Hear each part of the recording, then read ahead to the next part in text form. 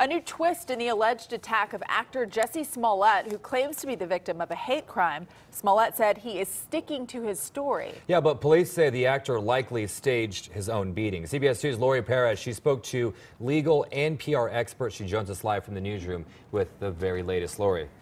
Well, Chris and Sarah, very quickly, we are seeing the tides change, and some who initially sympathized with Smollett are now reacting strongly to the possibility that their concern was misplaced.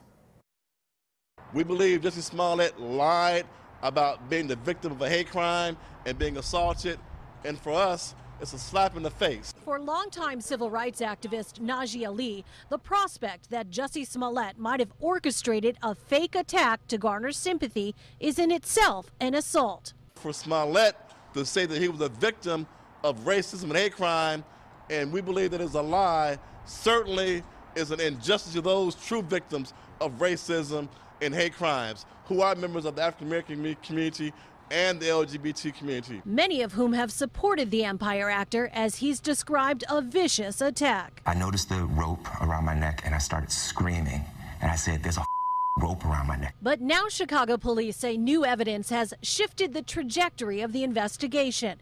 They've released two Nigerian brothers, one who worked on Empire, even after they were seen on security video the night of the alleged attack, and police found rope, masks, and bleach in their apartment.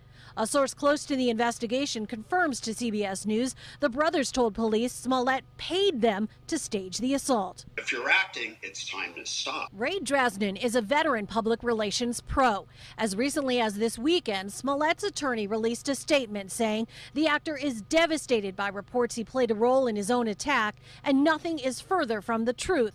Drasnin says if that's not true, it is a very bad strategy. If you're backpedaling and then the axe comes, the pendulum's going to swing harder. Now you lose more fans, now you lose more credibility, and now you also taint the brand of Empire.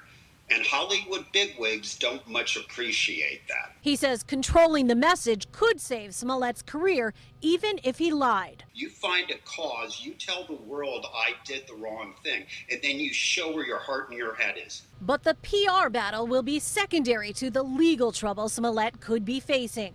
Attorney Steve Meister says every state penalizes fabricating a crime, and the trouble this case has caused is serious. That's felony conduct because you caused a lot of people a lot of problems, and you cost the city a lot of money, and you took time away from what cops could have been doing to solve real crimes.